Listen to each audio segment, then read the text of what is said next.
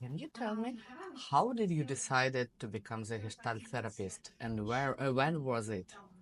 Okay. Why and when?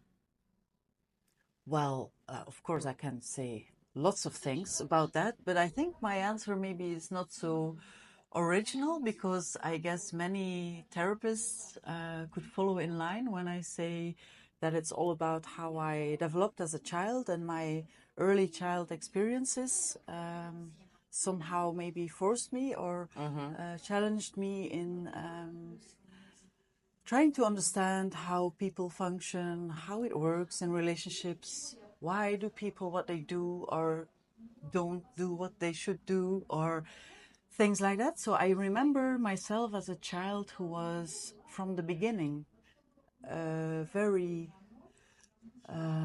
much, observing other people and my family. And I come from a family with a quite healthy side at the one hand, but also quite unhealthy part in my family that we could call somehow psychopathological in many different ways. So I guess that helped me somehow to develop some also talents due to those experiences, from which I obviously could not become anything else than a therapist in a way.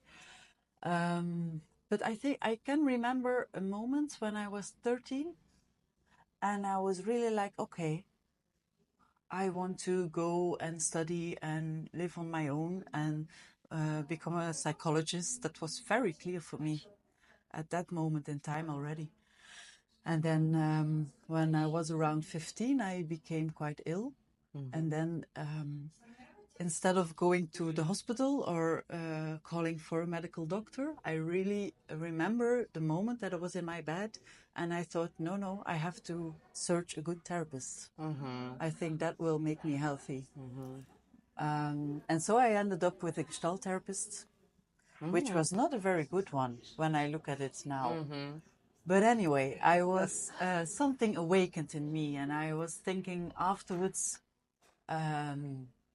like many years later, maybe I want to become the therapist that I missed. Maybe there is, maybe I can do something like that. And then I wanted to become a gestalt therapist from the start, but I thought maybe it's a good idea to study psychology first and see if it works and if it's something for me. And so yeah, that's how it went, I guess. And after studying psychology, I tried many modalities, being a client, being a student. I did many different things. And then in the end, I ended up with gestalt therapy again, because it's the most experience-based training that I could find. And for me, I have quite an analytic brain and also very... I'm also a bodily person, or I'm also very interested in how we embody our situations. So that's why I thought for me it will be the best not to dive into the rational, more oriented cognitive ways of becoming a therapist, but more like a deep dive into experiential way of learning that will be the most changing experience for me. And it was. And so it kept on going. And then when I was in my Gestalt training, I also remember in the second year that I said to my trainers, I will become a Gestalt therapist, and then when I have my practice for 10 years, I will be back and I am going to apply for a job like you do. I really was like convinced, like, okay, this is what I'm going to do. I like education, I like transferring knowledge, but not only knowledge, also experience, and I like to transfer and offer to people what I also learned and what I find interesting and life-changing. So, yeah, But anyway, it didn't last 10 years. I had my practice, and then after 3 years, I guess, or 4 years, I don't remember exactly. I'm not good in years and dates. They called me from the Institute, like, would you like to become our colleague? I was only 32, so that's Super. young. Yeah, it's In really Belgium, young. at that time, it was very young to become a trainer, so that was a difficult process for me. I was very insecure and poor. But anyway, I combined it with a lot of trainings abroad and then trying to bring that material into our training in Belgium. And so that was, I was very happy with the question and very happy with the invitation. And I really liked to become colleagues of my previous trainers, I would say. Yeah, that was it. So, and that's now, I don't know, 14, 15 years ago. So you are now a trainer for 14 years. Yeah, I guess so. It's quite a big term. Yes, yes. And yes, and immediately I also had to become a supervisor because you have to be a supervisor to be a trainer and so on. So then I also started to learn about supervision and hypervision and everything. And then I did the training also in Italy. In Italy? Yeah. Just before it became the combination of Italy and Czechia. Like it's already 14 years ago that I did my psychopathology training and then the supervision training. I don't remember, but it's years ago. And who was your teacher? In the supervision training? Yes. Gianni Franceschetti, Margherita Spagnolalo. Who else? Because I have been trained by so many people, and Jan, of course, also learned me a lot. Jan Paul and Jean-Marie Robin, France, and many trainers, in fact. I also did some smaller workshops and things, not only long trainings, but I did a lot, few long trainings. Yeah, especially in Italy, but also in other countries, and it was very inspiring, and it's still, I still keep on finding or trying to find ways to combine everything and make it something to teach or to train to other people in a way that is my way, not just copying, but transforming it to something that suits me, my style. Yeah, something like that. Is that an answer to your question? Yeah. About your style, can you tell me a little bit about your philosophy in gestalt therapy? My philosophy. Your personal philosophy, maybe a few words. How do you see it? It's an interesting question because I could answer many different things to that question. Because it's also about values and about how you look at life or how you see human beings or relationships and so on. So it's a lot. If I would have to give an answer very shortly, I would say it's all about different kinds of love, I guess. Love. It's about different kinds of finding ways to live or to survive or to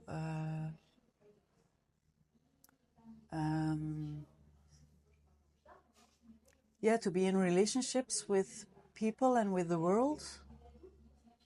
And if there are some like vulnerabilities or traumas or you have been hurt, then you always need some kind of love to restore or to heal. So for me, therapy is in short, it's about love.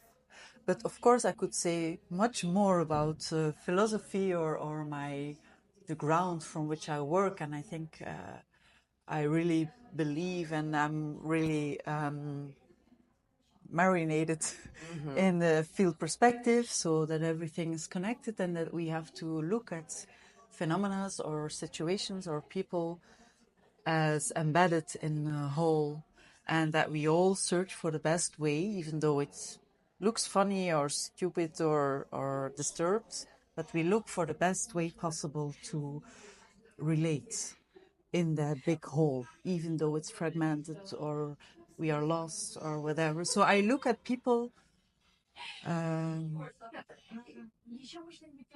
I guess, with less judgment as possible, but rather like, I guess therapy is about supporting the best possible way of connecting. And it all starts with, of course, the here and now and the therapeutic relationship, of course. So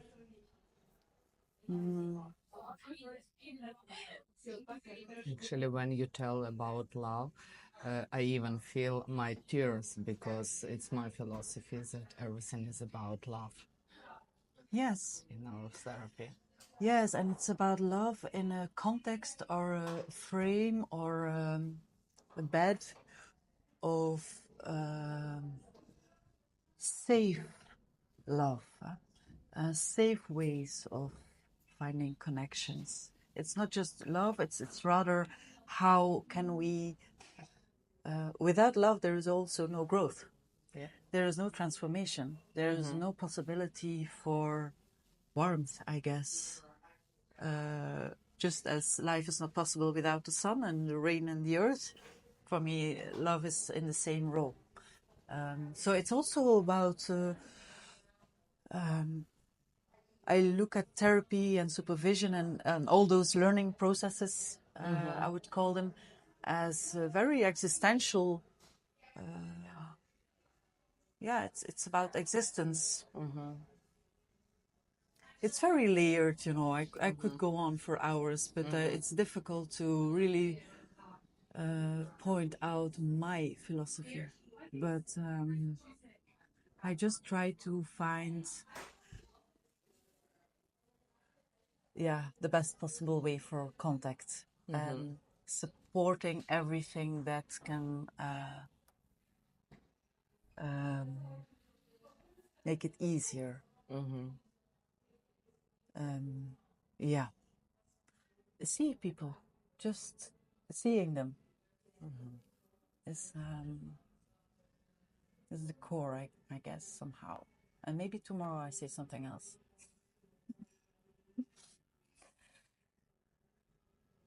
Super, you are a very, very deep person. Thank you. Yeah, when you're speaking about love and your personal point of view, I feel very, very big love in my heart. Me too now. Yeah. Yes, thank you. Thank you. I take it as a compliment. I guess it's maybe what it's all about, that it's very often not safe to go deep. Yeah. And that we can find ways to explore and develop that in ourselves, and through that immediately or evidently spread that kind of energy or invitation. So it can also happen to the person whom you're with.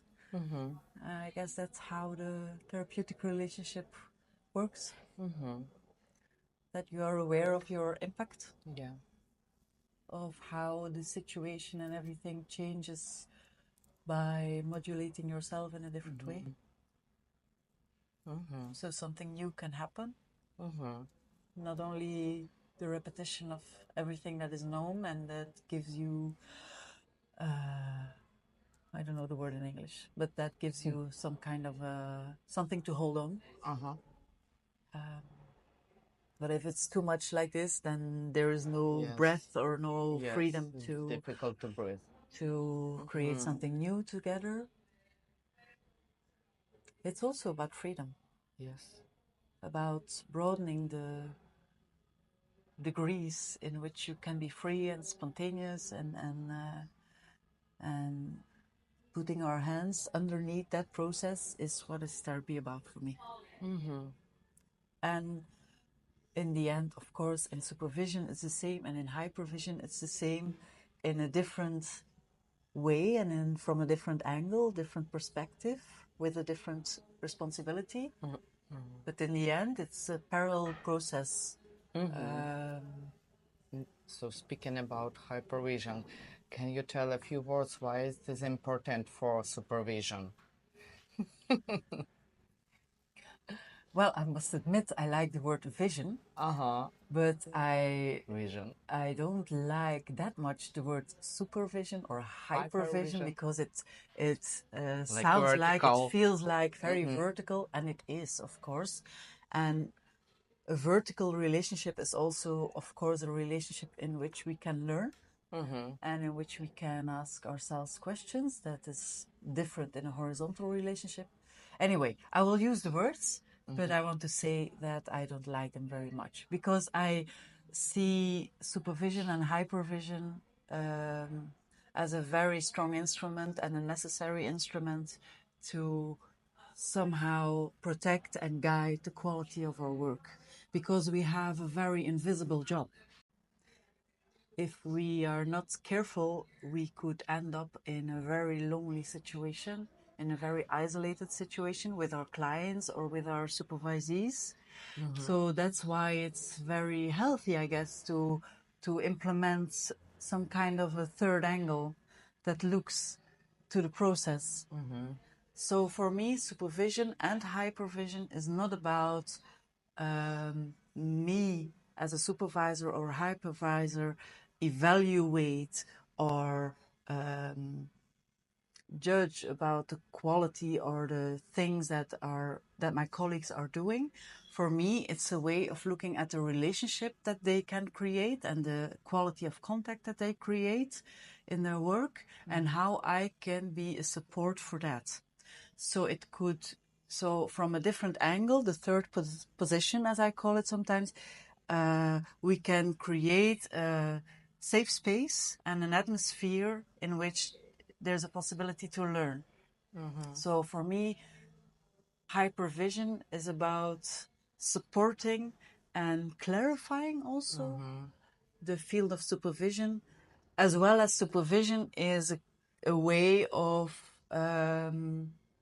working with boundaries, safety, atmospheres, and being able to make the work transparent, you know, that therapists and supervisors can become visible and transparent in their way of working with everything, with things they feel guilty of, feel shame, which they can't handle, maybe mistakes they made, whatever, as long as it's a safe space in which you can completely open up. So there's only one way to keep therapy safe, I guess, not by doing the right thing, but by being able and willing to let somebody look into the process with you so you can learn. And maybe you can prevent yourself doing the same things that are not the best things to do.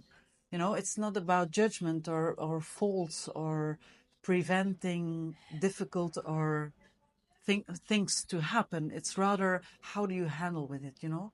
I guess that the quality of therapists is not in their education, their knowledge, doing the best they can and doing the perfect thing or having a very intellectual, perfect intervention. No, for me, it's about the possibility and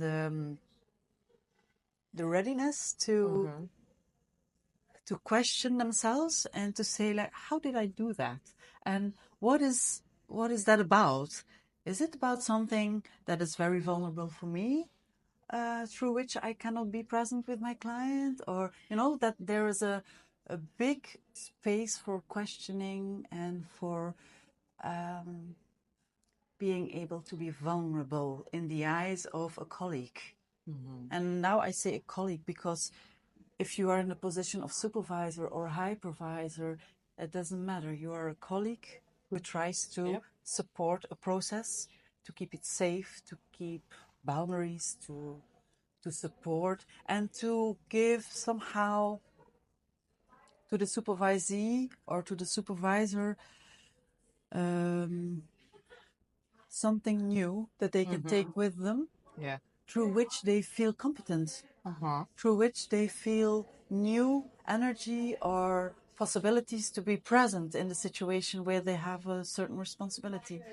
For me, it's all about presence rather than evaluation or... And of course, we have responsibility as a supervisor or as a hypervisor. If I see somebody telling me something or showing me something from which I think, oh my God, this is not good. Of course, I have a responsibility to work with that, but I will never say like, okay, this is wrong. You shouldn't have done that. Or no, it's about, okay, thank you that you are so open about this. This is how you create a safe space for your clients or your supervisees. Great. Let's work from there. Yeah. So I really want my colleagues to feel free and vulnerable and safe enough to open up. Super. I like your philosophy in supervision. I'm just, it's interesting that you ask these questions because I never had thought about it like that before. I just do my job and I'm not always all the time aware of how I do it. And when you asked me for this interview, I somehow asked for help to my supervisees. I have like, I don't know, 40 of them at the moment. And I sent them an email with this question. If I would have to answer a question about my vision, my philosophy, or my way of working, what would your answer be in my place? And I got very interesting answers from my supervisees. It was some kind of a very small investigation in my work as a supervisor and trainer, and I learned a lot from them about how they described the supervision process. So, but enough of that. But I want to say that my answer is fueled by their answers. No, yeah. Super. It's very. It was a collective work. Yes, because it's. I thought it's a good situation to ask for support. Because supervision and hypervision and also therapy, of course, is all about finding a way to be supported. So I could think about it myself and read my notes and whatever and be very in my thoughts about it. But I thought maybe I can ask for help and also acknowledge the fact that they maybe experience me or know me better than I know myself and how I work. So that was interesting and very very nice. And a few of them said to me like it's most of the time it's about the field perspective that you bring into the room and how you look at dynamics and parallel processes all the time. And then afterwards also looking at the process of the supervision or the hypervision, and that we can add layers and layers to the process. So that was nice to hear because I'm not always aware of the fact that I work like that. And also about resonating with what is happening at the moment. I never long from my supervisees that they prepare their cases because I like it when they just open up at the moment and then I can see what happens and how they bring things and how they talk about their clients or themselves. Because supervision is not that much about the client, of course. It's much more about how the therapist is able to work within the relationship with the client. And sometimes it's also about diagnostic issues, of course. And sometimes I take some kind of a different angle from a diagnostic or more theoretical point of view. supervision is lifelong learning about our job. As therapy, sometimes for me, is a way of it's a lifelong excuse to learn and to be forced to question yourself in relationship to others. Yeah. Super. Once I start to talk about it, I feel very passionate. I see this. And very warm about it, and then I cannot stop anymore. Yes. Yeah. That's so great that we speak about it, and I feel that you are really impressioned, and I feel myself also warm in my heart. It's so nice. Thank you. It's nice. Okay, as I understood, part of your practice, gestalt practice, dedicated to psychopathology. Yes, well, it happened. It's happened. I mean, it's when I finished the Gestalt training and I really missed something because I was working in a drug addiction center and in psychiatry and everything. So I felt that I had some kind of a basis as a therapist, but not specific enough in knowledge and frame to work from with those specific clients. And so that's why I went for the training in psychopathology. And there I noticed that my Gestalt training started all over again, as well as being a therapist, but also for myself, because a lot of issues from my own history were not dealt with yet. And I felt that it started there. So it changed a lot in my way of working and in my understanding of addiction, of trauma, psychopathology in general. I also have my own history or diagnosis, as you want to call it like that. Still, maybe. Aren't we all somewhere on the continuum of some experiences? So, but anyway, I was busy with that, and I guess because of the fact that I was so passionate about it, and I learned so much that I could work with, somehow it became the entrance of my practice. Like, people found me somehow. So that's why I worked more and more with psychopathology, or even what we call personality disorders, or trauma-related issues. And out of my own experience, at one hand, but also because I was really, maybe I can say, happy about what I learned about it. And I really wanted to dive into those processes deeper and deeper. And through working with my clients, I learned how to work with my clients. They're all unique processes that learned me a lot. And after a while, I had my practice for almost 20 years. When I became ill, somehow it also has been enough for a while. I guess the heaviness and the fact that I really felt some kind of qualities to work with those people and with my clients. I must say, like it is, I can do something with them. And I experienced very fruitful processes with my clients, which I'm very grateful for.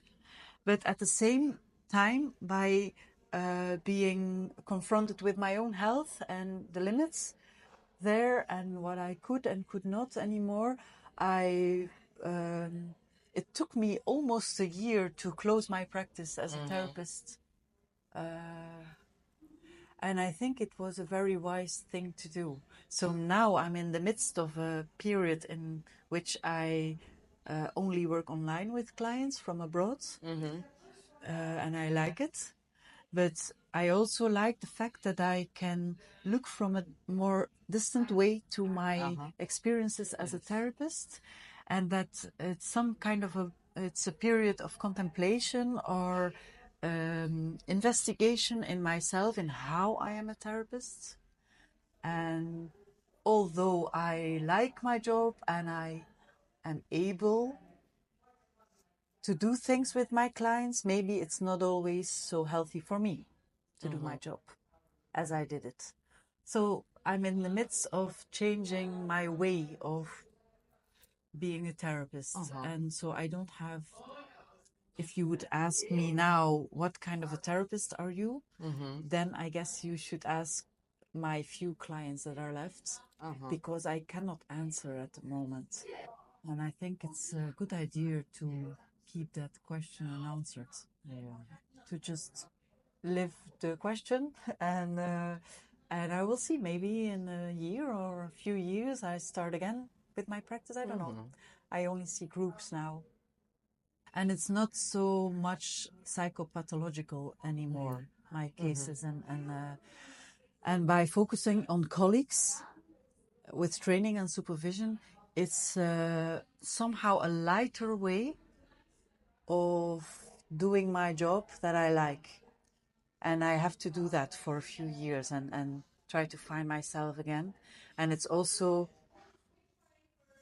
nice to work more as a supervisor and a trainer than as a therapist, because I learn different things also from my supervisees and from the trainees.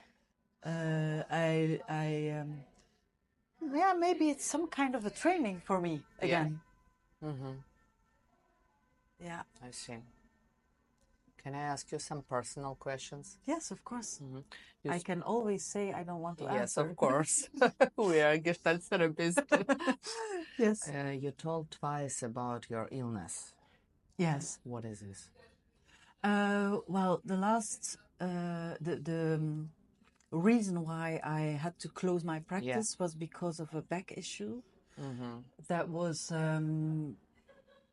very impactful, because it really made me, it made it impossible to move. So for a while, I was unable to move. I mean, to go somewhere. Of course, I could move my head and my arms, and but I was forced to lay down, and it went in phases. So now it's better. But for instance, now I'm sitting here with you. Yes, I see this. And sometimes it's not that heavy or bad anymore. Luckily, I'm very happy with the fact that I can move again. I can drive my car. Yeah. It has been impossible for a long time. So most of the time back issues the last years. And it's kind of a, I don't know if it's the right word in English. I don't know the word in English. Barometer. It's something. I understand. You understand? Barometer. Yes. So for me, my back is some kind of a guideline for what is possible and what is impossible for me, and how much I am burdened, or I am carrying a weight that is too heavy. So I try to listen to that, and so your body is giving you messages. Yes, of course. And of course, I knew that before. Yeah. And of course, I could speak about it a lot. And of course, there is a big difference when it happens to you in such a strong way that you don't have any other route to escape anymore. And I'm really grateful for that. Of course, sometimes I wanted just to change and have a different back. But most of the time, I don't want an operation, or I don't want to fix things. I rather want to feel what I feel, and then relate to that, and just adjust my life to my body instead of the opposite or the other way around.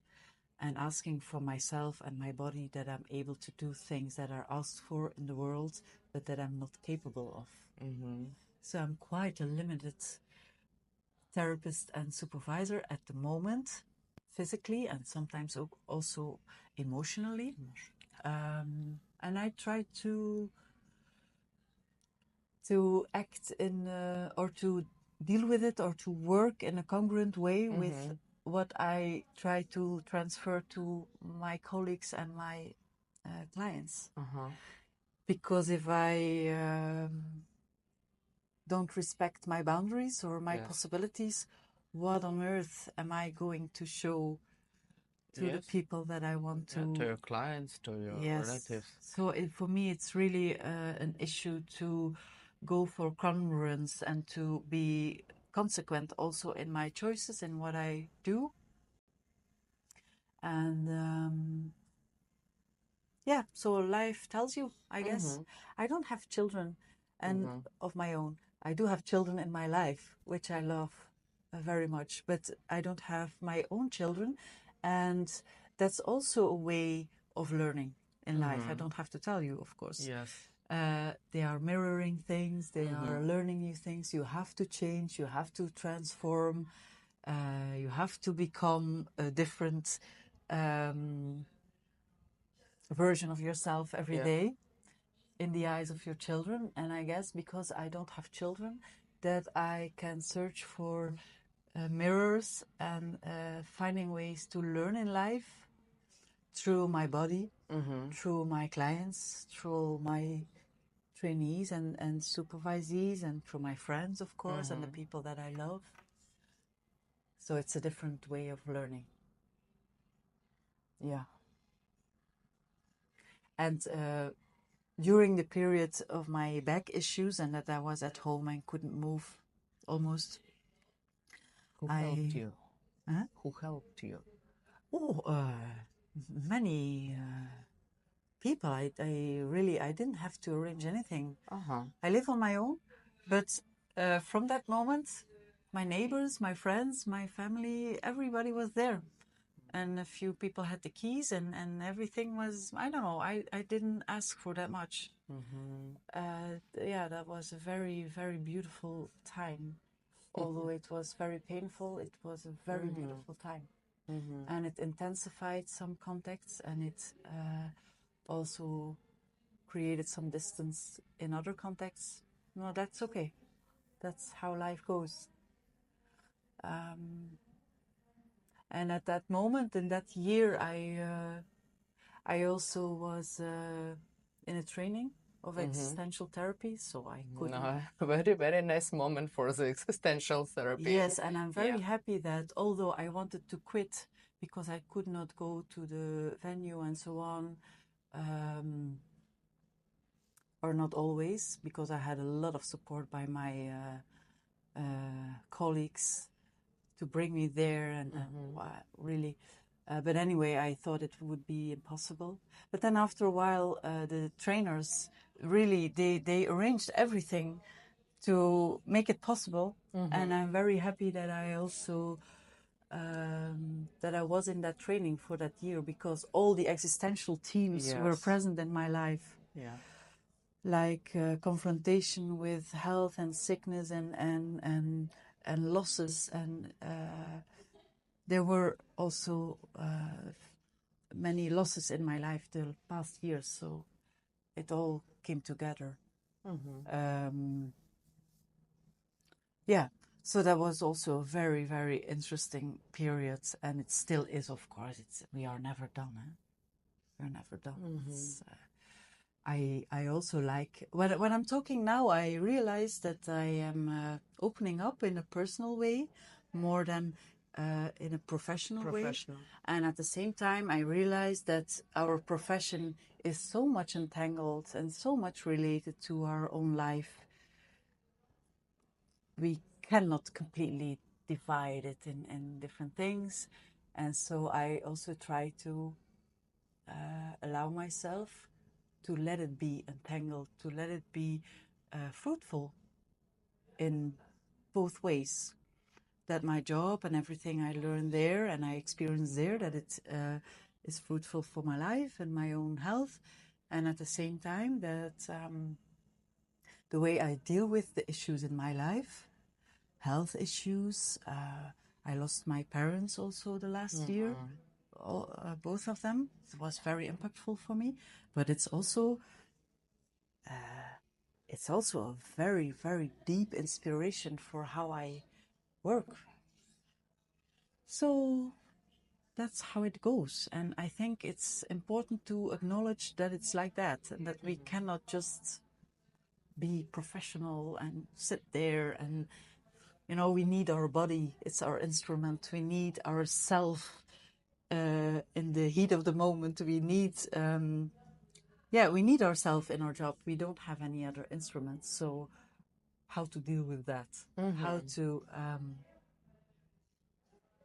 How to take care and to be aware of what happens in ourselves and with ourselves, so we can be present and not taken by it. That we can be present. How to be a human in our body with our feelings. Yes, and with everything. With everything. Create a as safe as possible space, as far as I can say so, because I live in a quite safe country. I don't have to deal with war zones and all those issues that are, unfortunately, more your experience than mine. But one of our colleagues told me in the last conference of the EAGT, the conference about human rights and social responsibility, I talked with a colleague and I really was a bit astonished.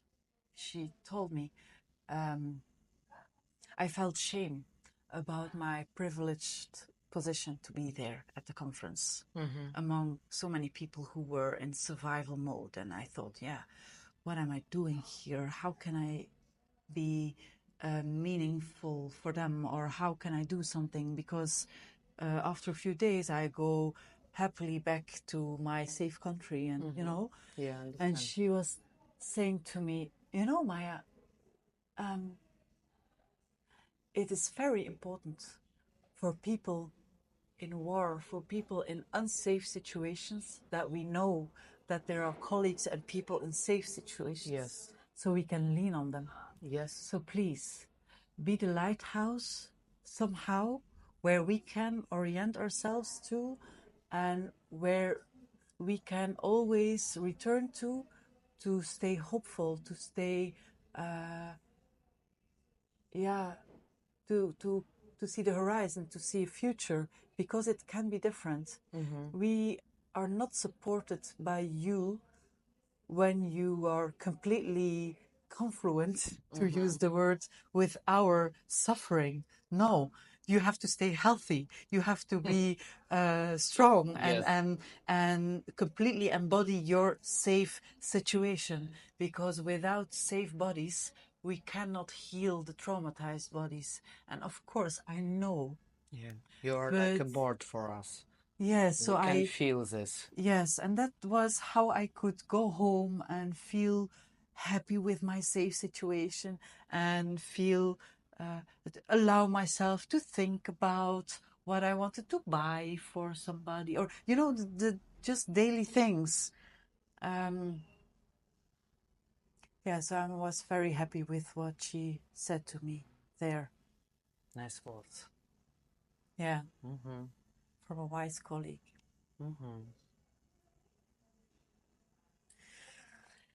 Thank you. It was really very nice to speak with you. Thank you. I think that we have very emotional and deep conversation about therapy, supervision, and life. And you know, by questioning me, by asking me these questions, I also am aware of the fact that I become a little bit more visible with my work and who I am and how I work or what I believe in. So that's also kind of essential thing in therapy and in supervision and in hypervision is what we're doing now to become more visible. Yeah. Yeah. Thank you. Thank you for, even though I don't like it that much, but once we are busy with it, I'm just talking to you. Yeah. And you are very good with this. I don't know, maybe after a while. Yeah. Thank you, Thank Helena. you, Maya. Thank you very much. Thank you. I look forward to work together.